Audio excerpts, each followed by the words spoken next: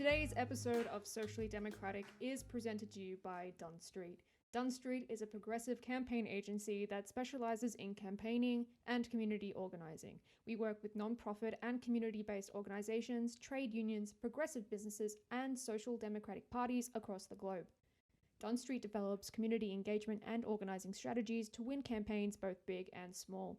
We train engagement staff, volunteers and organisers in leadership and power building, and we help leaders craft their own public narrative that tells a story which unites people, moving them to act together. If you want to create change in your community in 2024, then hit us up at dunstreet.com.au. Today's episode is brought to you by Maurice Blackburn Lawyers. For over 100 years, Maurice Blackburn has been extending access to justice for everyday Australians through their advocacy and campaign work, and they need your help. They have a job opportunity for a social media communicator with a flair for progressive campaigning. Based in either Melbourne or Brisbane, in the marketing and comms team. If you're interested and would like more information, check out mauriceblackburn.com.au/careers. And finally, today's episode is brought to you by SwiftFox. Every moment on your campaign matters. You need tools you can trust, lists that are up to date, phone banks that can change minds, emails that drive donations, events that will energize the community online and offline, and text blasts that distills your message perfectly.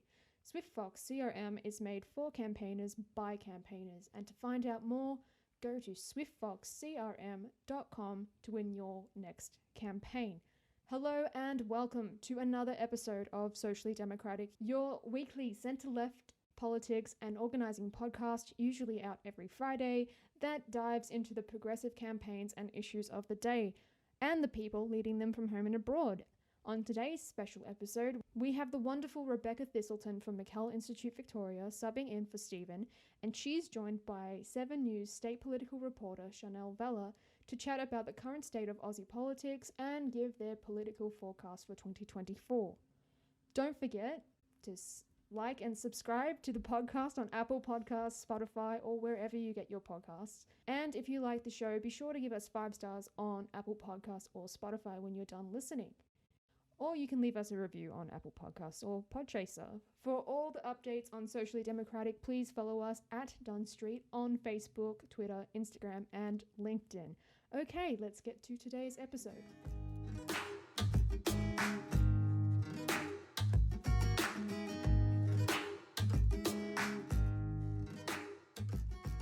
Good morning. My name's Rebecca Thistleton and I'm from the McKell Institute, and I'm lucky to be filling in for Stephen Donnelly from Dunn Street today. Stephen's on leave at the moment, and I'm rapt to be filling in and to have none other than Sharnelle Vella, Channel 7 state political reporter, joining me this morning to talk about politics in the year ahead. Hi, Sharnelle. Hi, thanks so much for having me.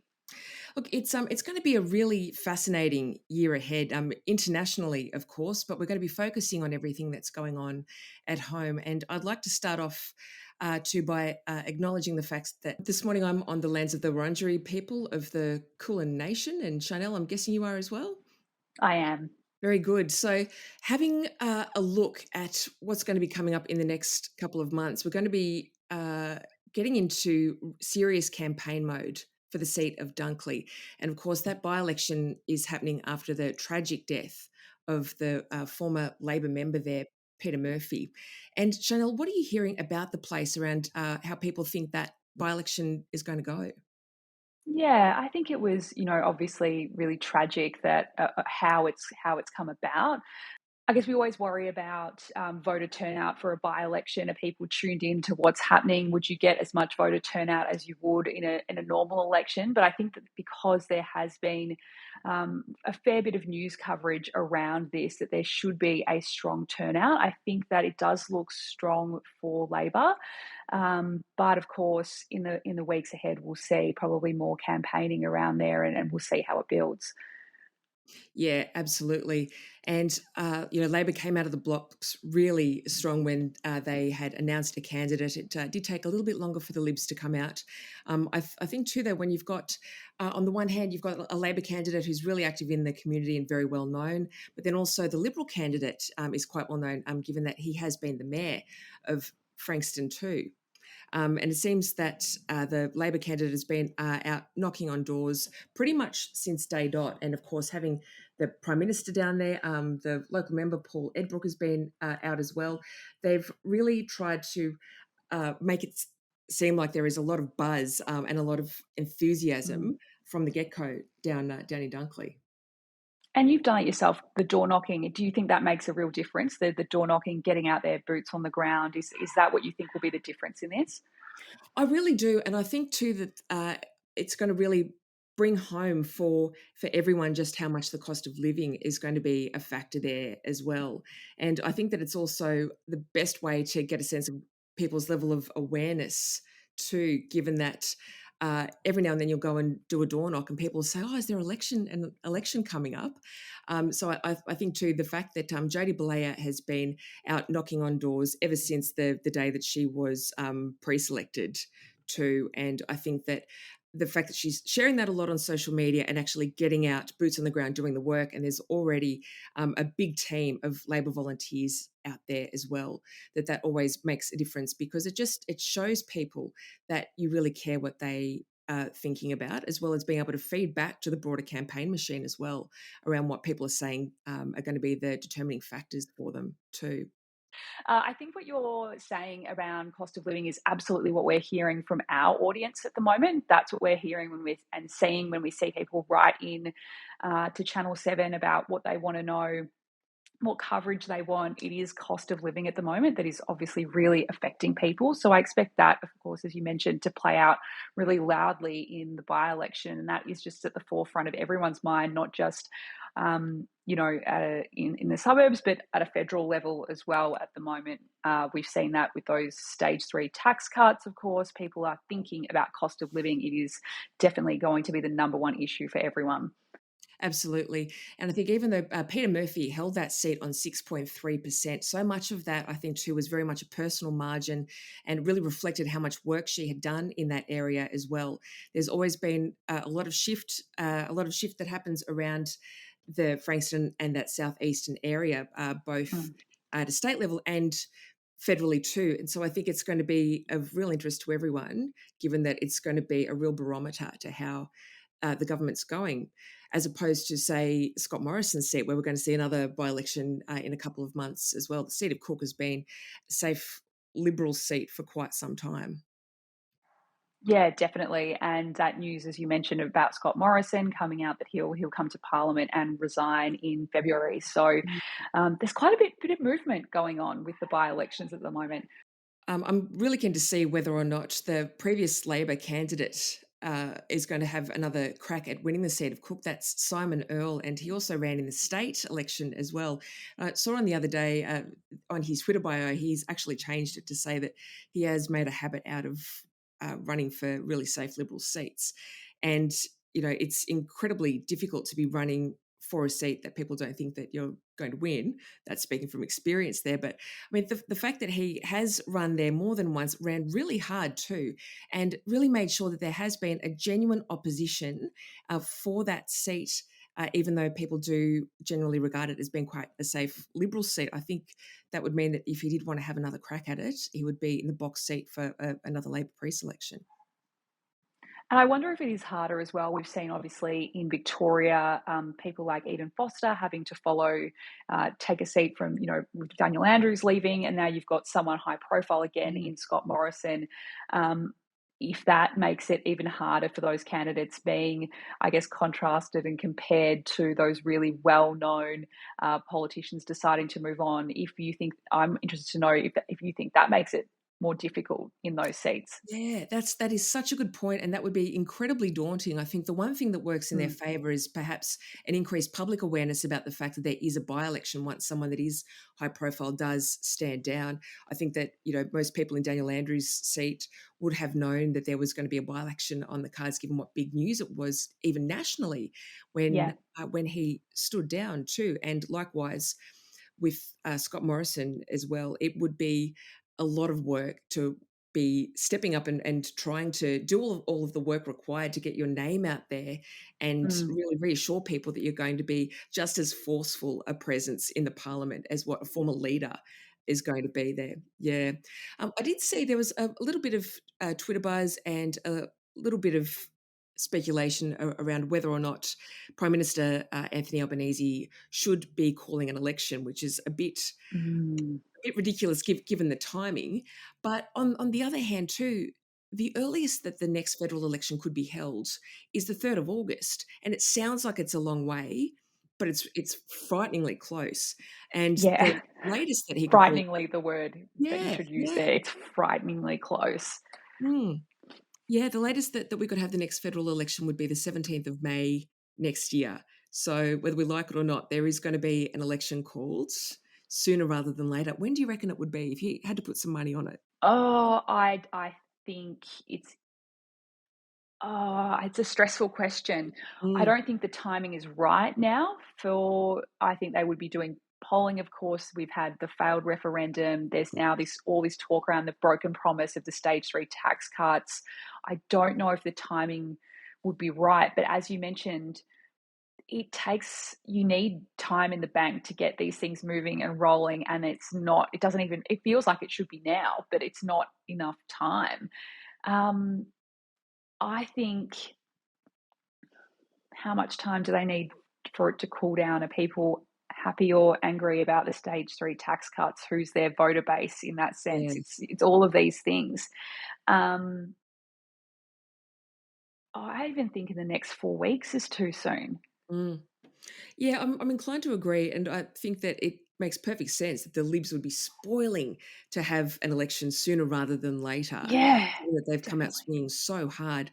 I'm calling this a broken promise from Anthony Albanese, but I think too once that sales job, if it is done well, I think that it doesn't really matter what people say about there being a broken promise or not. When people are getting the sense that there is going to be more money in their take-home pay, that will ultimately make the difference.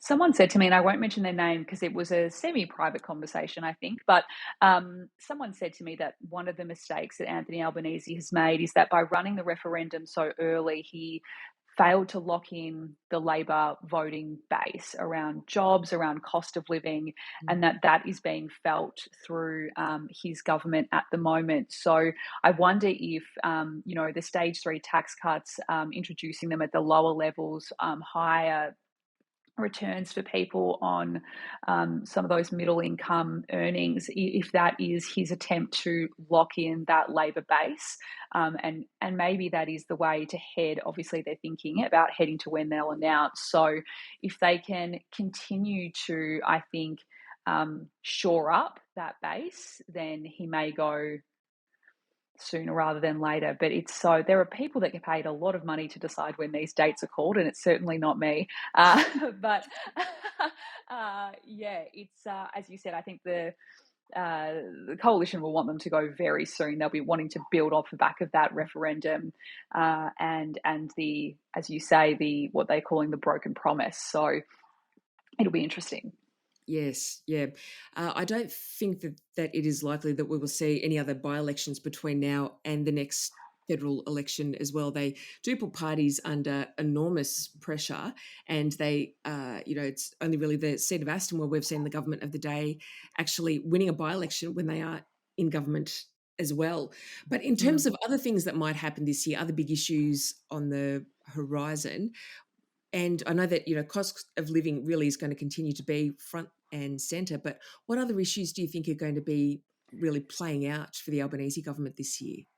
Yeah, I think housing, of course, and that's at a federal and at a state level. You've got huge lines of people fighting over rental properties, the stress that is putting on families. I know when I check my local kind of Facebook page, I've got people on there saying, I've been told my rent's going up X amount. I've got friends telling me that. I think housing is going to be really, really pivotal for both federal and state. We know there's obviously a housing plan that has been announced here, but I'm not sure that we're going to see, I guess, the payout on that soon. It is a 10-year plan. So I think, housing and cost of living have got to be front of mind for the federal Albanese government right now. Absolutely. It's a good point too, what you say about housing, the fact that it's being felt so strongly by people wanting to buy a house, people that have a mortgage that have had successive interest rate rises, and then people in the Hmm. rental market too. And it's not just here in Victoria, it's across the board, it's spread out to regional areas. The pinch is being felt absolutely everywhere. And anything that can be a short-term measure to ease that pressure in the housing market is the very thing that can be quite inflationary and start to increase prices. And I don't think that there is any appetite from any government, state or federal, to be doing something like making it easier for first home buyers to get into the market, or anything that will even just in terms of the perception, be putting more upward pressure on prices.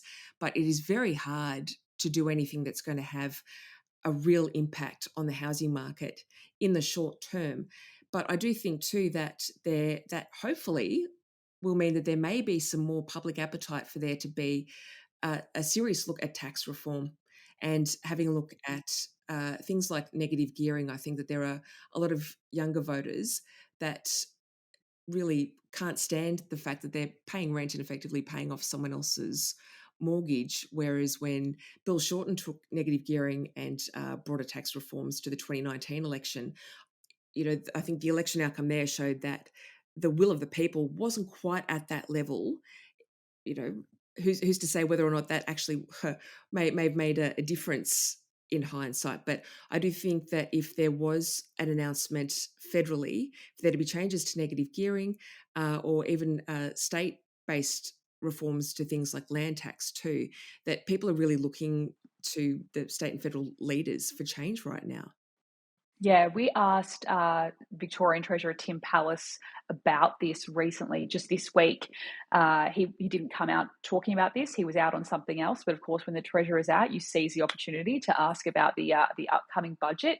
He did say, and this will where you'll see it, I guess, be an issue for the Allen government, is he has stressed how tight the budget is going to Yes. be this year. Obviously, reining in that COVID spend. The debt levels are, 177 billion by 2027. And he has said, we asked about stamp duty and things like that, and if he would look at making changes to that. We know that Daniel Andrews was also asked repeatedly about stamp duty, and if they would make any changes to just help people get into their homes without having to pay that lump sum. The Treasurer, his language didn't exactly change on it, but he said that they were looking at ways to maximise not to maximize, but to use their tax base. They were looking at what they could do, but still will make sure that they're not touching the family home. They don't want to impact families. We've seen obviously changes to taxes that have impacted major companies and people who own more than one home. So it'll be interesting to see if they do change anything around taxes and stamp duty when that May budget does come up. But he was a little resistant, I would say, in his language at this point. Yes, that's really interesting intel, and to hear too a bit more about the phrasing and the language that's being used for governments to really start to prepare people for tough budgets. And it's interesting too, particularly since the pandemic. Every year we hear that the budget's going to be tough, and I think that this year that's particularly going to be the case. And I think too that it will be interesting to see how that then impacts things like pre-election announcements as well, when there are a couple of elections happening around the rest of the country too. So in Queensland, the council elections will be held at the end of March, and then it will be in October that Queenslanders go to the polls as well. So it's going to be really interesting to see how these sorts of budget issues are going to play out in other states. Yeah, the Treasurer alluded to, said where will Victorians? That was my question. Where will Victorians feel it? The effects of this really, really tight budget that you're alluding to. He said, particularly, they're looking at health and education, potentially clawing back some of the money that they boosted into those two areas during COVID. So that is, when you hear health and education, obviously sets off alarm bells for a lot of people. What will that look like? What will that mean for the hospital system? What will it mean for my child in a school? So it'll be interesting to see, I guess, what levers they pull around those areas. There's a COVID debt to pay back, and that's really difficult. So And as you mentioned, it's that slight change of language that we always look out for in press conferences. And we know that Daniel Andrews used to do that quite a bit, just change a word, a phrase slightly here or there. And that's what would kind of prick our ears up that something was happening. I was just going to say, it goes to show you never want to throw out any of your tape recordings or any of your notepads or anything else. You want to keep those records handy. Yes. Yeah, absolutely. It's and we've seen Jacinta Allen do that slightly this year. But yeah, on the budget, I think it's going to be not so much. Often we comb through budgets looking for what's there, where's the spend. But I feel as though this coming budget is going to be what's missing, what's not there, what was there last year that's not there now. Yes, yeah. Of course, this will be Tim Pallas's 10th budget as well. He is the longest-serving treasurer in the country, and if he's not already the longest-serving treasurer in Victoria, he'd be the second. So it's going to be an interesting couple of months ahead for Tim Pallas, and yeah, really keen to turn our attention to Victoria and hear a bit more about how you think things are going and what you've heard the other gallery journos say too, given that we're starting anew with a new Premier. Jacinta Allen's been in the seat now for about 3 months. What's the vibe around the place? Yeah, I think we're curious to find out who she is as a Premier. I think that you kind of have to look at last year as understandably finding her feet in the role. I'm sure that she would have had a million people knocking down her door, wanting to talk to her, wanting to change positions on things from the previous Andrews government, trying to get her ear. So it would have been, I can imagine, a whirlwind for her up until the end of last year. We did see her make some changes, though. It seems as though Attorney General Jacqueline Symes really busted in her office and made some changes that Daniel Andrews was previously opposed to. We saw that with the Denya changes around him after, I guess, victims' families came out and said that they wanted to make sure that he would never be released. And that was something that Daniel Andrews was previously opposed to. Jacinta Allen and Jacqueline Symes have obviously had a conversation and they made that change towards the end of last year. But I think what we're seeing from Jacinta Allen that I've noticed is that I think she is willing to listen. That is I guess the change, and we saw that around pill testing. So for those not familiar, over the summer festival season, we had 10 overdoses across 2 different dance festivals. The position of the government from Daniel Andrews and flowed through to Jacinta Allen was that the state government would never look at pill testing. It would never happen. I believe Daniel Andrews even said, not in the time that I am Premier will we look at this. There has been obviously a lot of outcry since those 10 overdoses. There was a lot in the media about it, and the line from both the Premier and the Deputy Premier was, don't take drugs. That language changed. We saw it change not last week, the week before, when Jacinta Allen said, well, what we're going to do is I'm going to wait till I get a health briefing. I'm going to wait for some more advice, and then perhaps I'll have more to say. So a definite shift in listening and changing positions on things. I think she has to be forgiven for defaulting to the previous Premier's position. I think that is often I think that's what we'll see. I think we'll see her on a range of different issues go back to what the party line is and then perhaps rethink that as more information comes around. And that's all about finding her feet. I think they're obviously 2 very different personalities. Daniel Andrews and Jacinta Allen are very different people. So I think from the gallery point of view, she's calmer than Daniel Andrews. I think there was definitely not a thing, but there would be days when perhaps the press gallery wouldn't have a story and there wouldn't be much around, and we would know that Daniel Andrews would be out, and we would perhaps bait him on a couple of things, and he would, say some very strong or out there line that would then become news. And things became news because Daniel Andrews said them. And that is the way that it worked for a really long time. And I think Jacinta Allen is a little bit calmer in her language. And I think we've definitely seen that this week around the coalition walking back their support for treaty. Some of the conversations that I've had with people in the Parliament bubble, as I call it, have said to me that, Daniel Andrews would have really double-barreled that decision and really been out there and just absolutely going off about it. Jacinta Allen has been, strong, but saying this is a U-turn, they're crab walking away. Whereas in my head, I can kind of imagine the things that Daniel Andrews would have been saying that would have just really been wow. So I think there's just a different premier. They're different people, and we're just learning who she is as a premier at the moment. Let's take a quick break to talk about SwiftFox. Every moment on a campaign matters. You need the tools that you can trust. Lists that are up to date, absolutely. Phone banks that can change minds. Emails that drive donations, and events that will energise the community online and offline. And text blasts that distill your message perfectly. SwiftFox CRM is made for campaigners by campaigners. And to find out more, go to swiftfoxcrm.com to win your next campaign. Okay, let's get back to the show.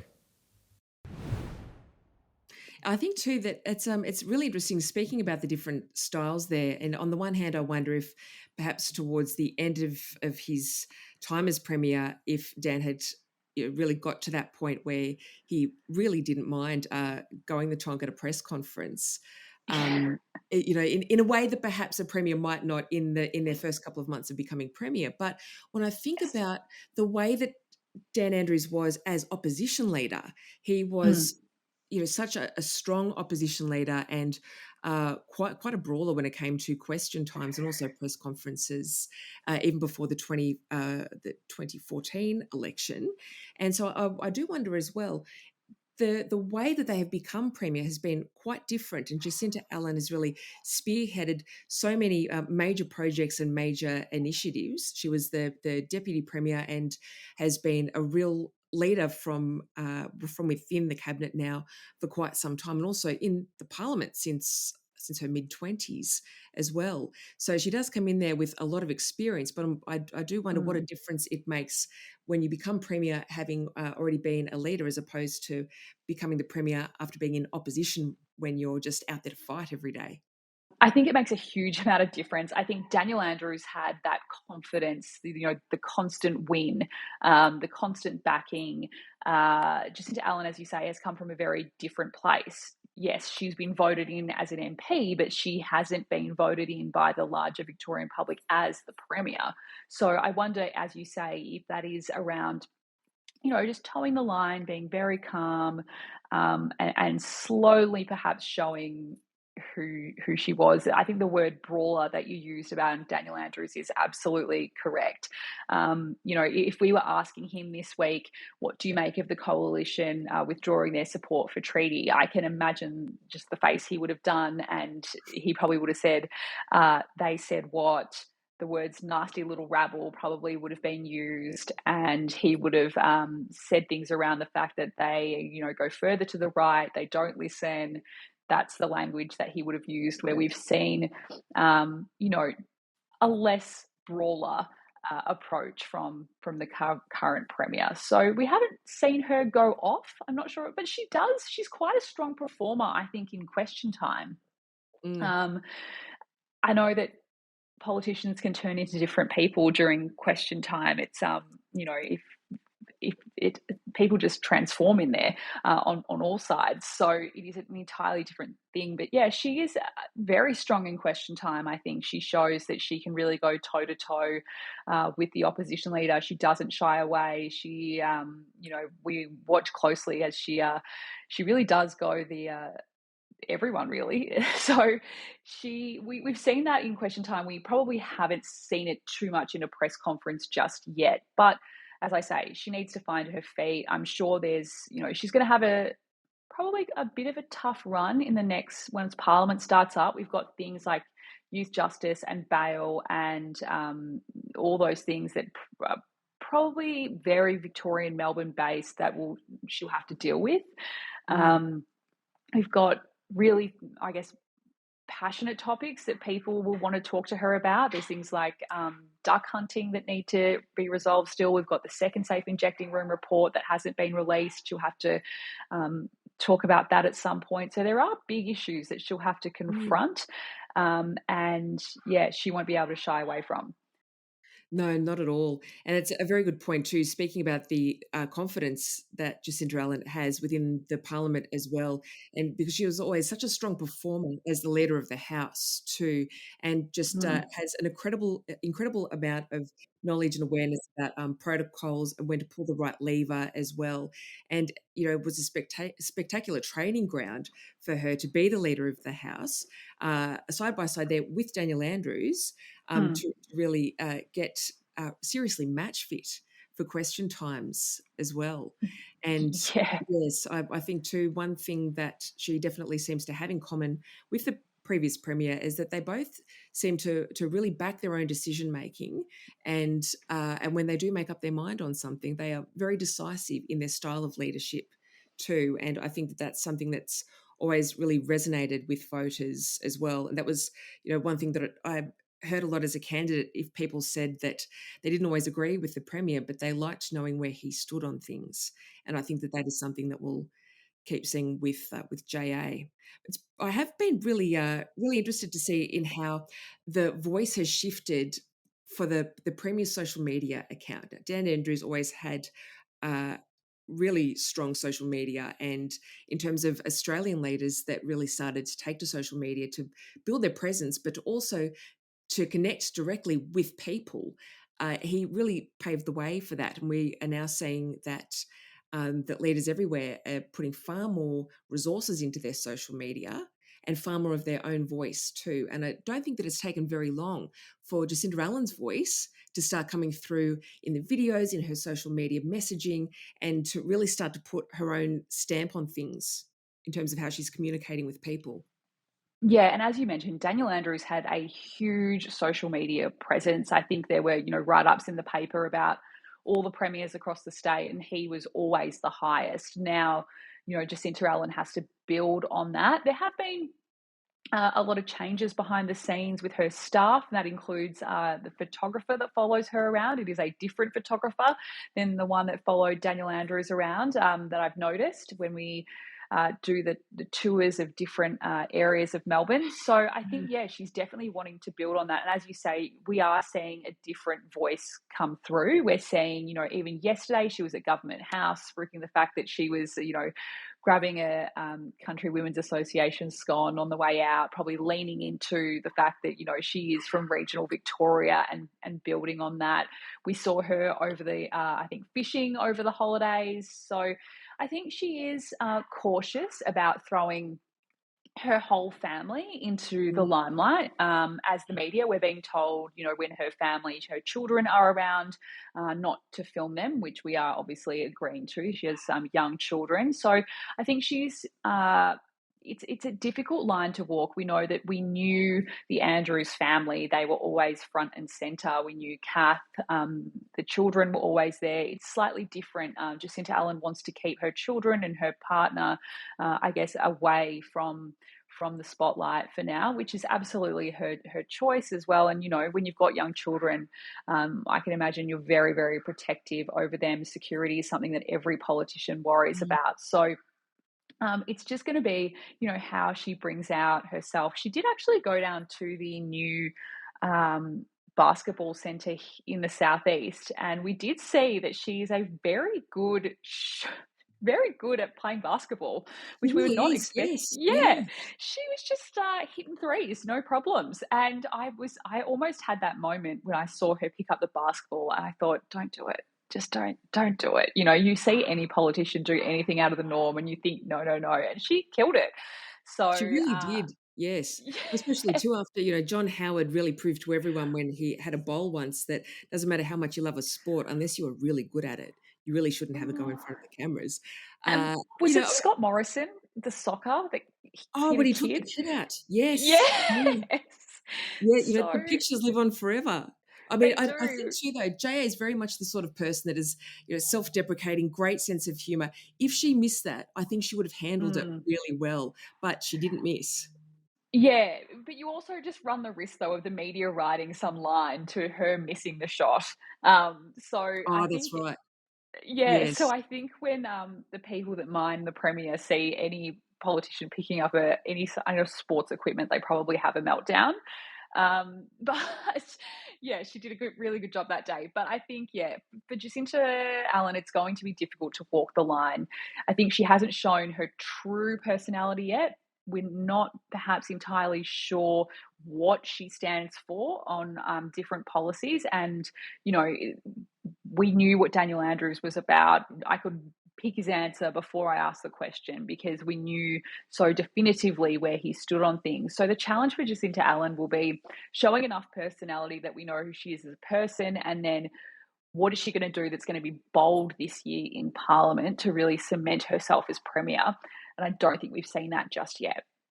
Yes, and I think too, going back to what we were saying before about the budget as well, it simply can't be in the form of making big announcements about new things. So it will need to be a really strong personality and policy focus. So then, where do you think that leaves the opposition and the current opposition leader, John Pizzuto? Yeah, so obviously there's a lot of I don't know if you say question marks, but there's this more redeeming thing bubbling away in the background with the Liberal Party at the moment that, he's uncomfortable around talking about, but we're going to see that play out in a court scenario, which is going to be difficult for the Liberal Party. They've made their decision on treaty. I did wonder if that decision around treaty where we saw the leader of the Nationals come out and say that they just didn't have enough information around treaty. It did remind me of the federal line around the referendum, which was, if you don't know, vote no. And now we're Yes. hearing the Victorian coalition say, we just don't know enough about treaty. And I did wonder if that was politically a way of muddying the waters around treaty, to make it, say we don't know what's happening with it, so that's why we're pulling away from it. I think it was difficult. It was a difficult press conference for John Pizzuto. He was asked repeatedly this week, when did that decision around treaty, when was it made? Jacinta Allen really strong in her words that if that decision was made at the same time as the Mulgrave by-election was going on, then that was a disingenuous, I guess, for him not to be telling people at the time of an election when you're asking for votes how and where they stood on treaty.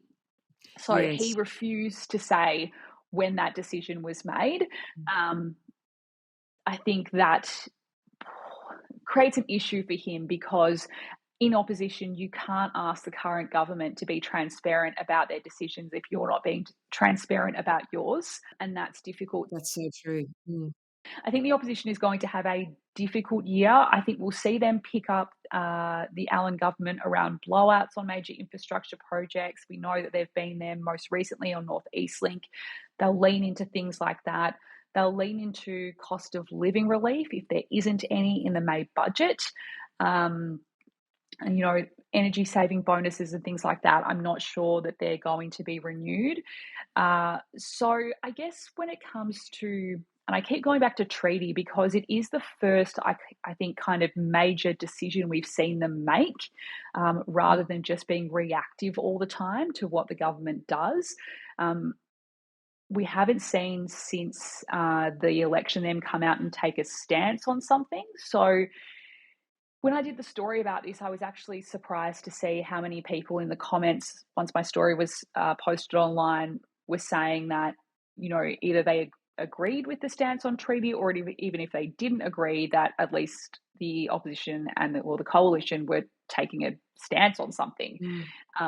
So I think it's going to be a difficult year for the opposition. Is John Pizzuto still going to be the opposition leader by the time we go to a next election? I'm not sure.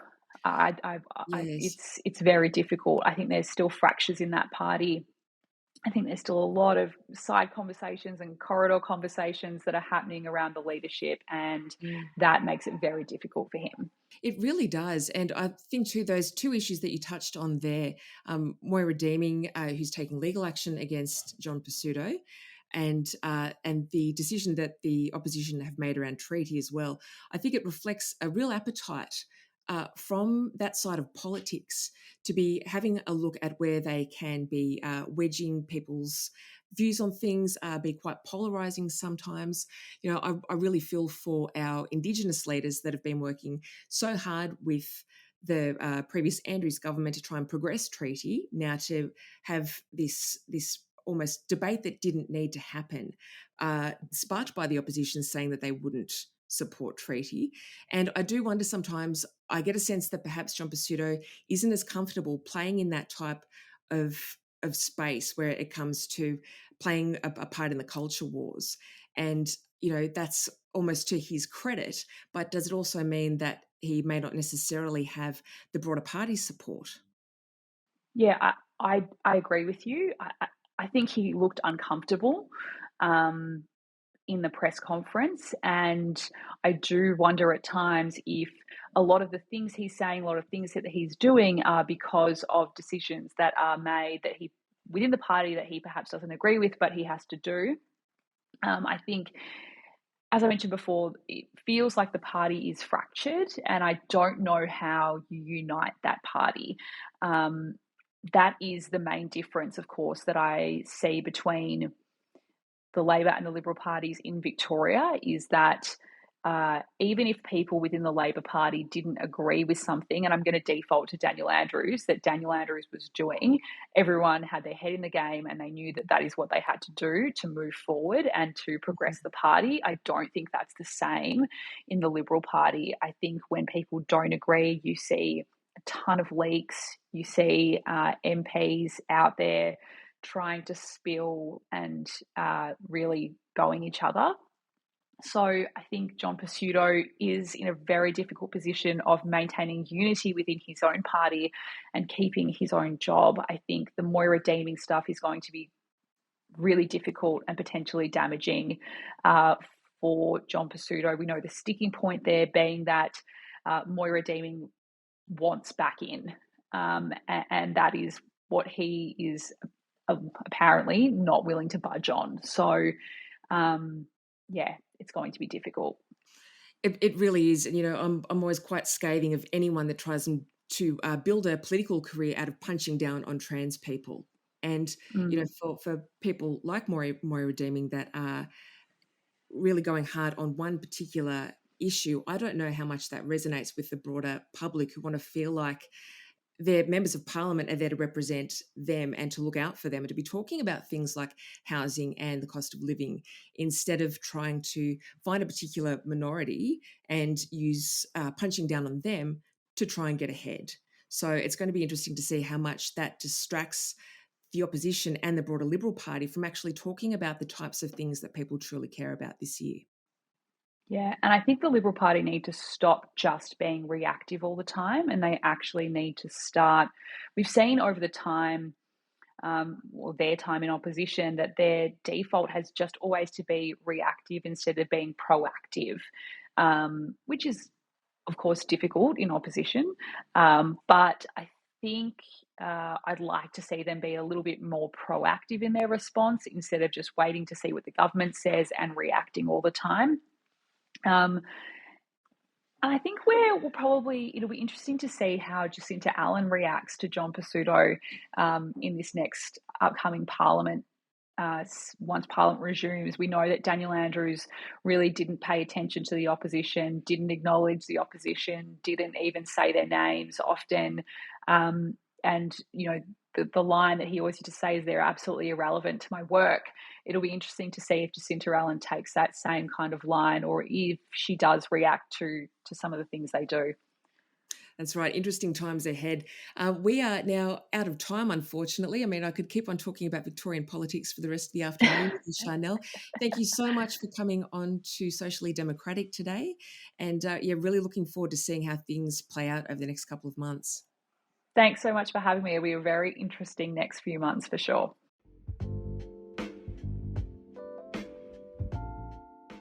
Thanks for listening to Socially Democratic. Did you like the podcast? Hit the follow or subscribe button and be sure to leave a review on Apple Podcast or Podchaser. And to get all the latest on Socially Democratic, follow Dunn Street on Facebook, Instagram, Twitter and LinkedIn. And we'll see you next Friday.